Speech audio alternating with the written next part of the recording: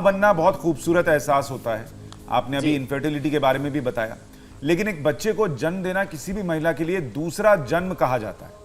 लेकिन प्रेगनेंसी के दौरान कई तरह की कॉम्प्लिकेशन भी आती हैं, डाइजेशन खराब हो जाता है, हाई ब्लड प्रेशर हो जाता है, हाइपरटेंशन, कॉन्स्टिपेशन की प्रॉब्लम तो इतनी आम होती है कि हर महिला में है ये परेशानी। शुगर बढ़ने की समस्या भी मीनाक्षी सामने आती है।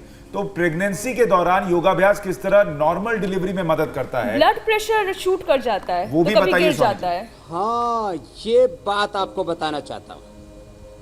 देखो, अभी कई चीजें एक साथ आ गई हैं।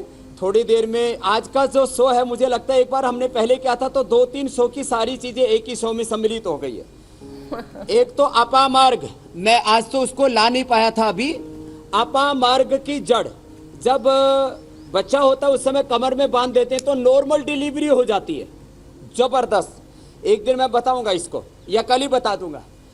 दूसरी बात, ये जबरदस्त है और बहुत सारे जो स्त्री रोग विशेषज्ञ हैं, गायकोलॉजिस्ट बोलते हैं जिनको, वे इसका इस्तेमाल करते हैं। मेरे से पूछा उन्होंने और हजारों नॉर्मल डिलीवरियां कराई, खाली अपामार्ग की जड़ बांध देते हैं नाभि के पास और अपने आप नॉर्मल डिलीवरी हो जाती है।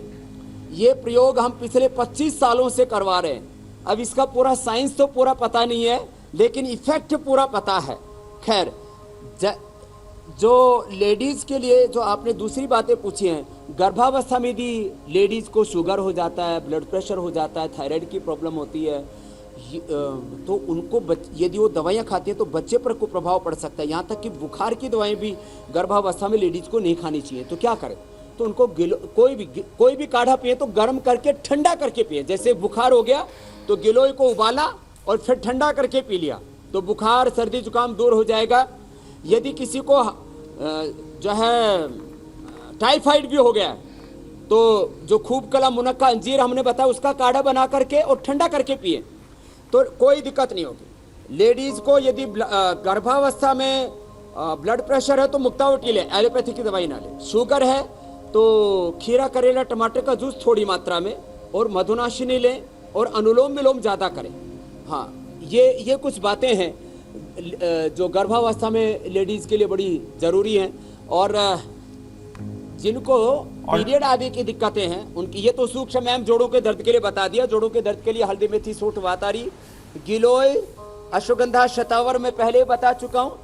पीरियड के लिए पेडू बहुत दुखता है पीरियड के दौरान लेडीज का, उसके लिए भी एक तो ठंडे पानी की पट्टी ऐसे लगा के नाभि के ऊपर, उसके ऊपर सामान्य दूसरा कपड़ा बांध ले तो सुबह योगाभ्यास करते समय आधा घंटे पट्टी बांध ले। इससे कब्ज की जो बीमारी बता रही थी उसके लिए त्रिफला चूर्ण, शुद्धि चूर्ण आदि ले सकते हैं। आंवला एलोवेरा सुबह सुबह पी सकते हैं। पानी थोड़ा ज़्यादा पिए, चबा चबा करके खाना खाएं।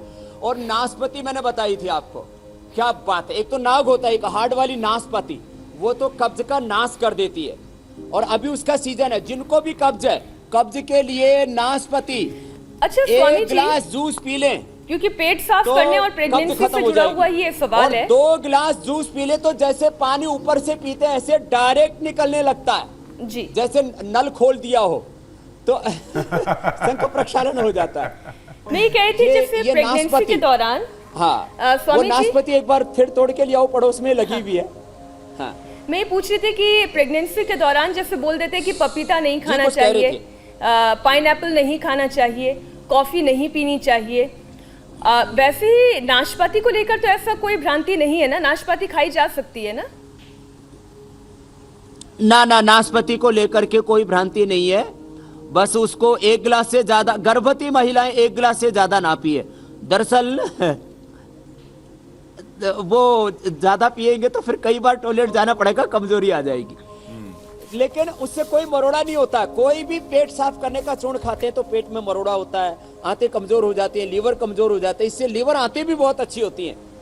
मैंने बताया लौकी का जूस सभी पी सकते हैं। सामान्य कब्ज तो लौकी के जूस से दूर हो जाता है। लेकिन जिनको जैसे कहते हैं ना, कोठा इतना जबरदस्त है कि मैंने एक दिन अपना उदाहरण दिया था, जैसे बकरी के और ऊंट के, उसको हमारे यहाँ पर गुटनी बोलते, मेंगन बोलते, तो वो निकलते ना, ऐसे किसी को कब्ज होता है तो इतना ज्यादा हार्ड हो जाता है जिनका बल, उनकी भी वो कॉन्स्टिपेशन दूर हो जाता है। तो ये मड्डू का आसन भी जबरदस्त है लेडीज के लिए। और जिनको बहुत ज़्यादा ओवर ब्लीडिंग होता है, शीशम के पत्ते, ये नाग केसर, ये नाग केसर का पाउडर है। एक तो केसर होती है, नाग केसर होती है। नाग केसर और कहरवा पिष्टी, ये कहरवा पिष्टी डाल करके 100 ग्राम में 10 ग्राम डालें और 2-2 ग्राम सुबह शाम ले लें। कितना ही भयंकर ओवर ब्लीडिंग हो, किसी किसी को तो इतना खून की कमी हो जाती है उससे, फिर बहुत ज़्यादा किसी को फिर पित्त बढ़ा हुआ होता है, सिर में दर्द होता है, तो बोदंती और ये हम मोती पिष्टी भी देते हैं लेडीज़ को। लेकिन ये शीशम के पत्ते, बेल के पत्ते बहुत ज़बरदस्त होते हैं। ये नाशपाती जो है ये ऐसे हार्ड वाली होती है, ये अब आपको मैं दिखा रहा हूँ। यहाँ बहुत पेड़ लगे हुए, 10 पेड़ लगे हुए संत कुटीर में जहाँ मैं रहता हूँ, और मैं रोज़ खाता हूँ। माने 2 नाशपाती खा लो या जूस बना करके पी लो, इतना पेट हल्का रहता है और कोई इसका साइड इफेक्ट नहीं है। देखिए, तो पेट में बात पचे ना पचे, खाना पूरा पचेगा अगर आपने नाशपाती खाई है, और उसका असर भी दिखेगा। स्वामी जी, आपने नॉर्मल डिलीवरी कैसे हो उसके लिए एक जड़ के बारे में तो बताया, लेकिन कोई आसन भी है जिसको करने से इस बात की संभावना बढ़ जाए कि नॉर्मल डिलीवरी हो? हाँ, देखो, एक तो गर्भावस्था में भस्त्रिका, अनुलोम विलोम, भ्रामरी, उद्गीत, शीतली, शीतकारी और थायराइड आदि के लिए उज्जाई भी जरूरी है। ये लेडीज को करना चाहिए। फिर ये जो है ना बटरफ्लाई, ये थोड़ा थोड़ा करते रहे। और यदि शरीर में कोई कष्ट नहीं है तो जो स्त्री रोग विशेषज्ञ उनकी सलाह से मैंने खुद करवाया, सूर्य नमस्कार करते रहे तो 100% नॉर्मली डिलीवरी होती है, नॉर्मल डिलीवरी होती है। और जो योगाभ्यास करते रहेंगे तो वे गाय का दूध और 1 चम्मच घी भी खाते रहे तो उससे फिर जो है एकदम 100% नॉर्मल डिलीवरी होती है। इसमें किसी भी प्रकार की कोई शंका नहीं है।